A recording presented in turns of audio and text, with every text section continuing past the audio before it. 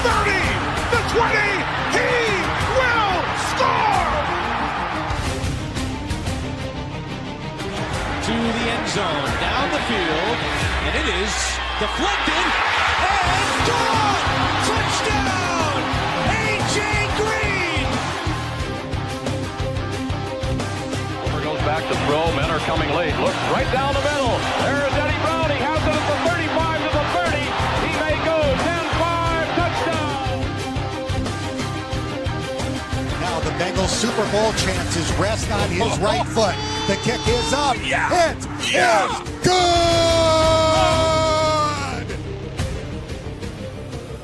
Corey Dillon, he's gone. The knockout punch, you're looking at it. 65 yards. And they're back to throws. The blitz is on. Goes long, intended for Collinsworth. He has it down to the 20, touchdown. And Chris Collinsworth. Throwing the long ball. Deep down the field. Johnson's got it. Touchdown, Cincinnati. Look at Chase go. Oh my goodness, what a gear he just found. Case for the touchdown. Wow, Chase is on the case. It is no fluke. It is a fact. The Cincinnati Bengals are headed to Super Bowl 56. The play clock at 3. Shotgun snap. Carr throws into traffic. Intercepted. Jermaine Pratt has the football. Yeah. Coffin nails. Bam, bam, bam! How about that? Well, Stone, yesterday we got on here and we had a chance to talk about the Bengals 53-man roster, but during that, the Bengals used the headline quote that they remained flexible in their roster, and less than 24 hours later, here we are, Bengals officially signing Dalton Risner, an offensive guard that many fans have been clamoring for the Bengals to go after for weeks. Went on a visit with the Bengals on the 19th of August, and here we are 8 days later. Dalton Risner officially a Bengal. Stone, your initial reaction to Dalton Risner being a Bengal?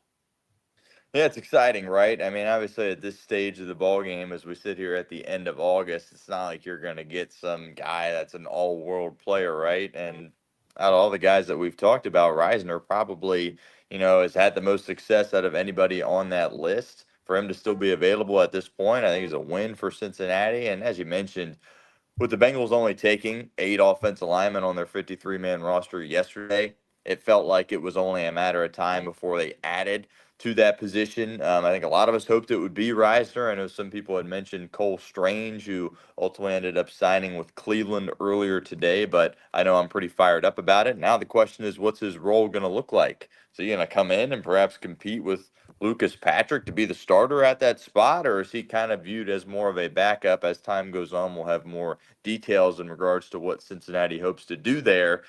I think it'd be kind of a stretch to just assume he's going to play week 1 or start week 1, considering where we're at in the month. But Lucas Patrick, of course, has been banged up. Injuries have been a bit of an issue, and even when he's been out there and healthy, he certainly hasn't played at the type of level I think a lot of us would like him to play at, considering he, of course, is protecting the franchise in Joe Burrow. But overall, this is a good thing for Cincinnati to get Dalton Risner. And, out of everybody that was still available, I think he's at the top of that list. And obviously, there's been that kind of gap between when he worked out until now when he's signing with the team. And he had some suitors across the league, and he was probably, trying to figure out what direction he wanted to go for this next year in his career. And I think he made the right choice siding with Joe Burrow in this unbelievable Bengals offense. And I think he's in a position where he can perhaps win this year in 2025. And certainly a guy Cincinnati needed to add, and they get it done here this afternoon. Yeah, absolutely. To be seen, obviously, what his role is, not only in the near term, but in the long term. Lucas Patrick struggled in the preseason. Many people weren't necessarily enamored with that signing to begin with when it happened, but they add a guy now in Dalton Risner who may not be the best run blocker, but man, has he always graded out really well in pass protection every single year of his career at this point, in above average pass blocking grade from PFF.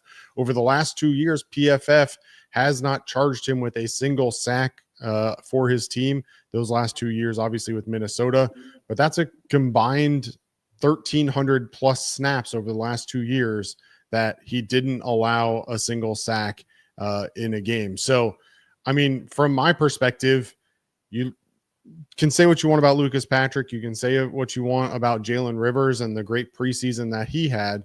But from my opinion, this offensive line, I thought, was already much improved. Dylan Fairchild showed significant value in the preseason. Obviously, we already know what we have with the other three positions. It felt like right guard had an opportunity to be a real weak spot in the chain, but now they go out. And if Dalton Risner can give you anywhere near the level of production that he's given the past 2 years with the Minnesota Vikings, and even beyond that throughout his career with Denver, this is a guy that I feel like, again, I overreacted yesterday to the 53-man roster, but I do feel like this is an addition that can really take your offensive line from a average offensive line to what can be a really good offensive line.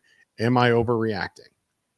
No, I think part of the main intrigue to him is that he's been here around the block a little bit and he's played some significant football. You mentioned Jalen Rivers, who I think a lot of us like, and I think a lot of us, or I think he surpassed a lot of our expectations with his performance in camp in the preseason. But at the end of the day, if you're in a situation where Lucas Patrick's banged up and you got to start two rookies along your offensive line, it's not something that you're exactly fired up about having to do. So to bring in a veteran, yeah, you're going to have a rookie in Dylan Fairchild out there. Marius Mims, obviously only a second-year player as well. But I think just the fact that, he's 30 years of age, he's played lots of games in the NFL, he's played on competent football teams as well, right? Denver and Minnesota, those are two really good organizations. He's been a part of winning, and he's looking to take it, to the next step, the next level here in 2025, and no better spot to do it than here in Cincinnati. And also, as I keep going back to, it's the time frame. Like, week one is a few days away. Like, to get a player of his caliber this late is a pretty big win, in my opinion. Yeah, I mean, it's been interesting that Dalton Risner for the last couple seasons seemingly has been available late in the offseason. And whether that's a Dalton Risner thing or a NFL thing or otherwise, I don't really know. And quite frankly, I don't care, because despite the fact that he's been a late season addition the last couple of years, he's come through and he's performed admirably.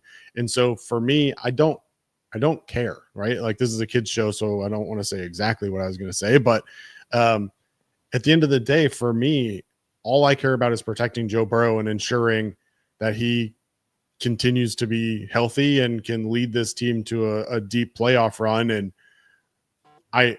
we talked about it on the show yesterday that this defense doesn't have to be phenomenal because this offense is pretty dang good. I think this move even takes it a step further, that it should and can be one of, if not the top offenses in the NFL in 2025. Yeah, that's certainly the plan for this team, right? And, I think last year a lot of us were a little disappointed with how the offensive line played, but at the same time, that was the best offensive line Joe Burrow had last season. And I think there's lots of reason to believe that it can be even better now. I think we all love 3 of the 5 guys, right? Your 2 tackles and your center and Ted Karras. And if these guards can be just a little bit better than Kappa and Volson were last year, you're in a position where you're a lot better as a unit. And we've talked about, how Kappa and Volson graded out last year. It was at the very bottom of the NFL as far as, pass protection and run blocking goes as well. So I think you've gotten a lot better over the course of an offseason. I think you got a lot better today. And you needed a depth piece anyway, right? Like, you were going to sign somebody along the offensive line, and now you have the good fortune to at least sign a guy that's played a lot of football and has played winning football as well. And I think that's exciting for a lot of people. Yeah, obviously the deadline to claim any waiver wire pickups was earlier today. No Bengals claimed off of the waiver wire, and also Bengals made no waiver wire claims. Now, whether or not they made a claim or not, we don't know. But what we do know is that only 4 players were claimed by teams that were lower in the waiver wire than them. And so unless they put a claim in on those 4, the Bengals wouldn't have gotten any of the guys that they picked anyway. But I want to talk about this offseason as a whole, Stone. And while a lot of it is retaining the talent that you had, I have to believe that this is one of, if not the strongest off seasons that the Bengals have ever had, and might be one of the strongest off seasons that an NFL team in general has had in a long time as well. You're talking about extending T. Higgins, extending Jamar Chase. They signed Trey Hendrickson. They extend Mike Gesicki. They signed Noah Fant, and now they signed Dalton Risner as well. And that's only on the offense. We're not talking about TJ Slayton. We're not talking about Oren Burks and the additions that they made on the defensive side as well. How does this offseason, if at all, change your perception of the Cincinnati Bengals and the front office specifically on how they're handling this quote unquote window that the Bengals have to be a Super Bowl contender?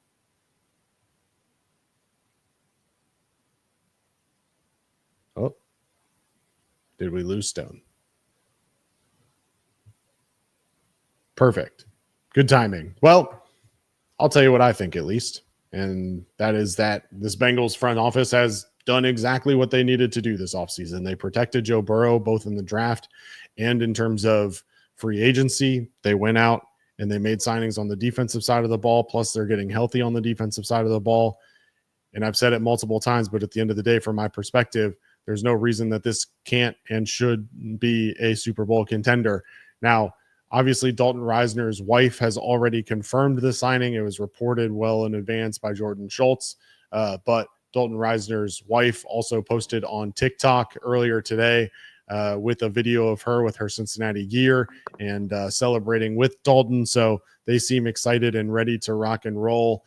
At this point, the expectation has to be for Dalton Risner to get into camp, to get there, start practicing, hopefully as early as tomorrow. I assume he'd probably need to go through a physical, even though he probably went through one on his visit just 9 days ago.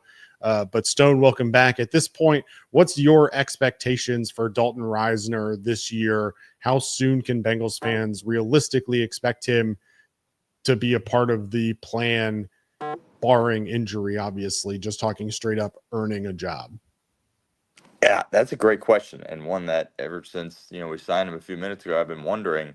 I don't think you're in a spot where you go out there and say he's going to be your starter for the Cleveland game, because he's just getting here now on August 27th.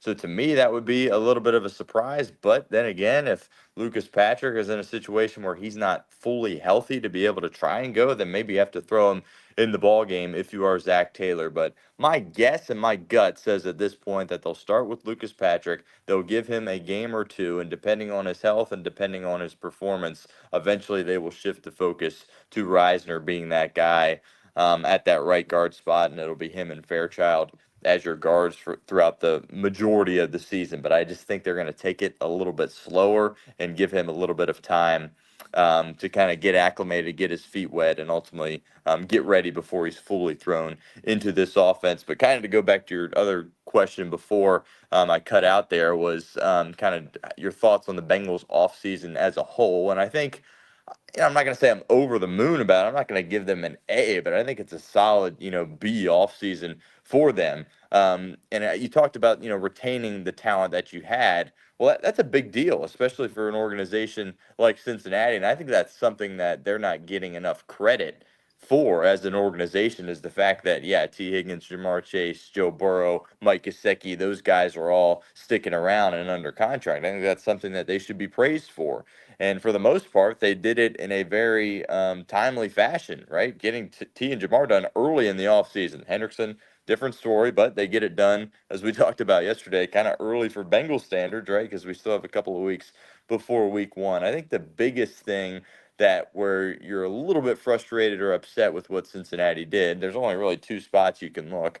The defense, obviously, and the offensive line, with your best signing being Lucas Patrick. I think for me, defensively, I would have liked to see a veteran get added to the back end of that defense, whether at corner or safety. That's really the main gripe I have against the organization so far this offseason. But at the end of the day, if everybody was having perfect off seasons, then everybody would be winning, and obviously that's not realistic in the NFL. So overall, I think it was a very solid offseason for the Cincinnati Bengals, and they're putting themselves in a position where they can be successful here in 2025, namely because they were able to hold on to some of their talent. And as you mentioned, they brought in a few names as well. TJ Slayton, of course, at the top of that list. Yeah, absolutely. And look, for me, it all starts in week one. We've seen this team start slow the last couple of years. They have an opportunity to jump out and beat a less than high quality team in the Cleveland Browns on September 7th. Last year, they started with the New England Patriots, and everybody expected that to be an easy start as well. Well, they can't come out and be asleep behind the wheel to start. They've got to come out and jump down the throats of Cleveland Browns and, quite frankly, set a precedent. Like, for me, Stone, I don't know about you, but I'd really love to see them come out and just win this week one game, like 34-13 or something, and just put the foot on the throat and show the NFL that, hey, we're here and we're ready for a Super Bowl run. One other little note, obviously, the Bengals did announce their practice squad today. 14 players officially signed to the practice squad was the announcement earlier today. Personally, I think it's one of the deeper practice squads that I've seen.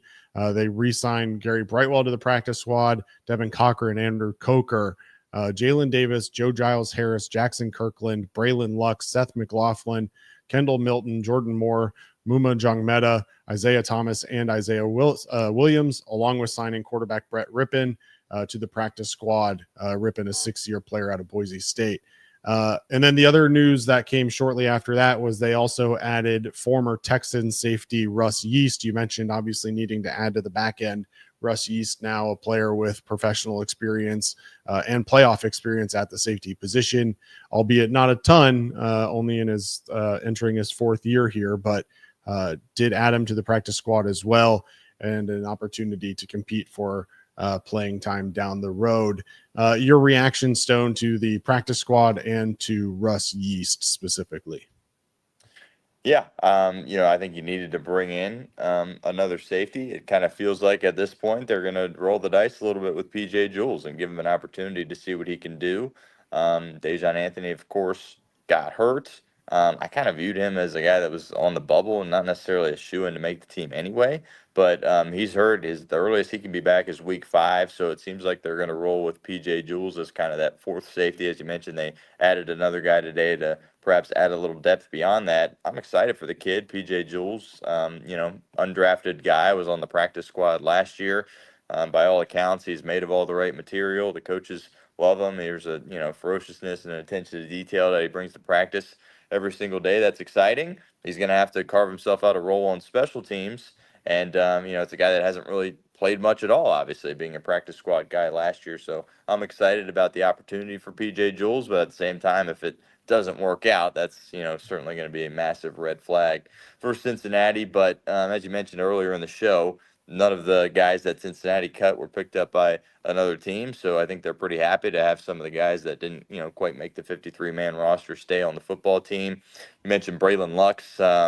He's one of my favorite guys on the practice squad. I thought there for a moment there was an opportunity where he could perhaps make the team. He's a smaller guy, feisty guy. He wears that 21 like Mike Hilton does or did during the preseason. At the end of the day, he just couldn't quite, get over the hump in those preseason games and really make his presence felt. But he was in the backfield often, and he kind of plays the same playing style as Mike Hilton. So Braylon Lux is a guy to keep an eye on. If somebody goes down at that cornerback room, he could come up and play nickel a game or two for Cincinnati. So I'm fired up about him. And obviously, we all love Muma Jongmeta. He was the darling of camp last year. UDFA made the team. Unfortunately, not enough spots for him to make the team this year, but inevitably it's the NFL. Somebody's going to get banged up, and I wouldn't be surprised if he has an opportunity to make an impact in 2025 for Cincinnati. And I think a lot of us are pretty confident that he can meet that challenge. Absolutely. Again, Cincinnati Bengals signed Dalton Risner. No details yet on the contract, but I'm sure Stone will cover that in his daily YouTube content once the details are made available. As always, be sure to follow along on Chatterbox Sports, subscribe on YouTube, like the stream, please, if you haven't already, and follow us along on all the social media channels for the best clips and latest breaking news. For Stone Shields, I'm Craig Sandlin. This has been Chatterbox Bengals. We'll see you next time, everybody. Hoo day.